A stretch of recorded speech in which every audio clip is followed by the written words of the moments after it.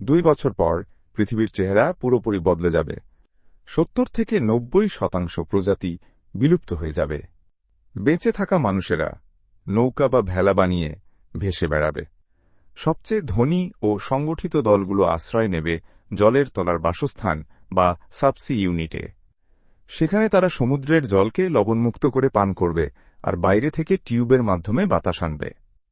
ধনীরা তাদের বিলাসবহুল ইয়টগুলো ফেলে যাওয়ায় সাধারণ মানুষ সেগুলো দখল করে নেবে।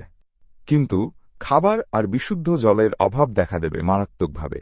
ডিহাইড্রেশনে মারা যাবে হাজার হাজার মানুষ। ভাসমান সম্প্রদায়গুলো একে অপরের সঙ্গে বাণিজ্য ও সহযোগিতা করে নতুন সমাজ গড়ে তুলবে।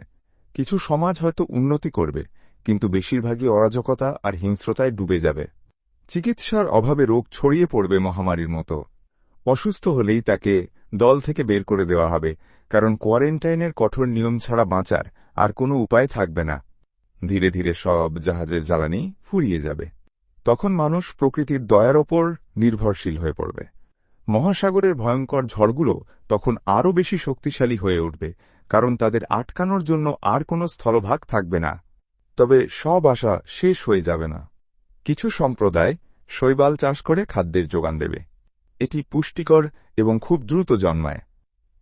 বেঁচে থাকা অল্প কিছু মানুষ হয়তো নিজেদের টিকিয়ে রাখার মতো সম্পদ জোগাড় করতে পারবে। বাস্তবতা হল, যখন পৃথিবীর বেশিরভাগ অঞ্চল পানির নিচে ডুবে যাবে, তখন মানবজাতির পক্ষে টিকে থাকা প্রায় অসম্ভব হয়ে পড়বে। 1 বা 2 প্রজন্মের মধ্যেই হয়তো হোমোসেপিয়েন্স প্রজাতি বিলুপ্ত হয়ে যাবে। সবচেয়ে ভালো পরিস্থিতিতেও পৃথিবীতে মাত্র কয়েক লক্ষ মানুষ টিকে থাকবে, যারা ছোট ছোট দলে বিভক্ত হয়ে বেঁচে থাকার সংগ্রাম করবে। সময়ের সঙ্গে সঙ্গে মানুষের শরীরে কিছু বিবর্তন দেখা দেবে।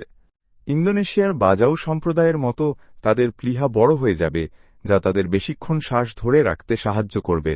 থাইল্যান্ডের মনকেন সম্প্রদায়ের মতো তাদের চোখ জলের তলায় দেখার জন্য অভিযোজিত হবে।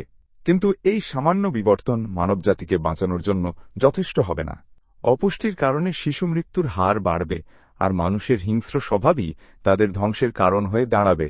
আমরা সমুদ্র থেকে এলেও আমাদের শরীর কিন্তু স্থলের জন্যই তৈরি। যদিও পৃথিবীর সব বরফ এত তাড়াতাড়ি গলে যাওয়ার সম্ভাবনা কম, কিন্তু এটা সত্যি যে জলস্তর বাড়ছে। হয়তো আমাদের এখন থেকেই অন্য কোনো গ্রহে বসতি স্থাপনের কথা ভাবা উচিত।